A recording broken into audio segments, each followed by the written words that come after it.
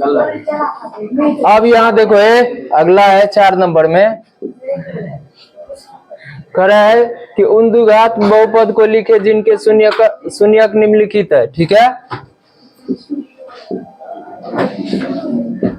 द्विघात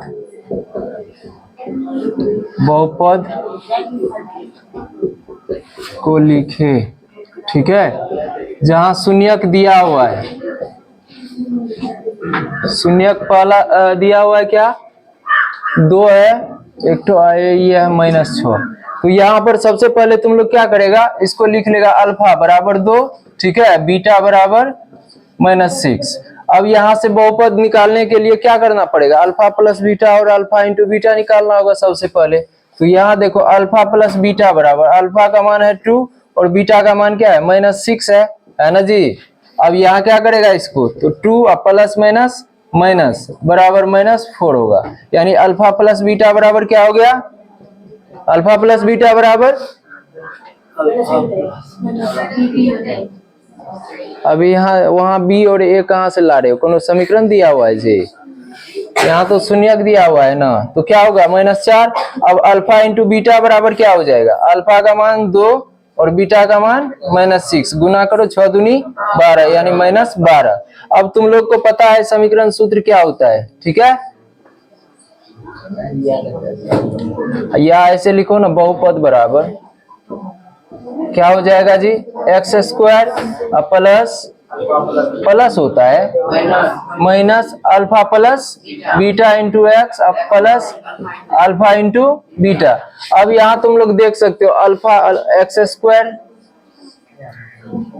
minus alpha plus beta का मान -4 और उसके बाद अल्फा इंटू बीटा का मान, अल्फा इंटू बीटा का मान -12 दो या। अब यहाँ देखो x² ये माइनस माइनस प्लस 4x, यहाँ प्लस माइनस माइनस, ठीक है। अगला सवाल एक और देखो, कोई कितना नंबर का हो जाए, 2 नंबर का, ठीक है। शून्यक दिया हुआ है क्या क्या, 2/3 और -1/4, यही है ना। अब यहाँ से लिख लो अल्फा बराबर 2/3 और बीटा बराबर -1/4। अब यहाँ से अल्फा प्लस बीटा का मान पहले निकालो, तो ये है 2/3 प्लस -1/4, यही है ना रे। अब यहां से देखो एक बार, 2/3 प्लस माइनस 1/4 ना जी। अब यहाँ 3 और 4 का एलसीएम करेगा 12, उसके बाद हो जाएगा 4 दूनी 8 -3 का 3, यानी 8 में से 3 जाएगा 5/12, ठीक है। अब अल्फा इंटू बीटा निकालो, तो अल्फा का मान है हमको 2/3 और बीटा का मान है हम लोग को -1/4 है ना। 2 दूनी 4 यानी माइनस, यहाँ माइनस है रे, इसलिए यहाँ माइनस हो जाएगा। तो 1 का 1, उसके बाद 3 दूनी 6, यानी अल्फा इंटू बीटा का मान कितना निकला हम लोग को, -1/6। अब यहाँ से द्विघात बहुपद निकालना है, तो बहुपद के लिए फिर से वही फॉर्मूला लगा, x² minus alpha plus beta, ठीक है जी, into x plus alpha into beta.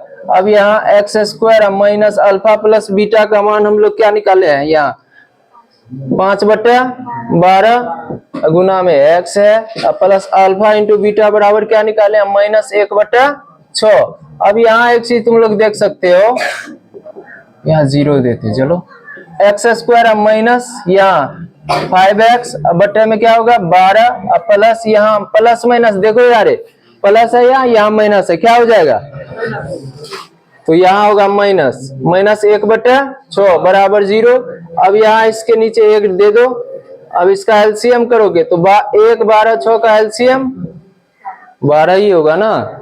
अब यहाँ क्या हो जाएगा 12x², ये हो जाएगा तुमको, देखो यहाँ क्या हो जाएगा, ये -5x, ये क्या हो जाएगा 6 दूनी 12 यानी कितना 2, चलो बराबर 0। अब बट्टे में 1 कर दो, फिर से क्रॉस मल्टीप्लिकेशन पता ही है सबको, है ना जी। अब यहां पर देखो क्या हो जाएगा तब,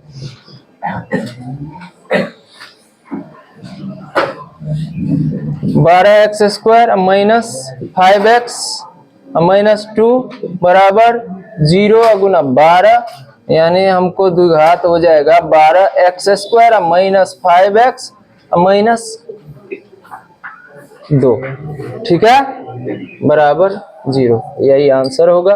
एक बार उसको रोक दो तो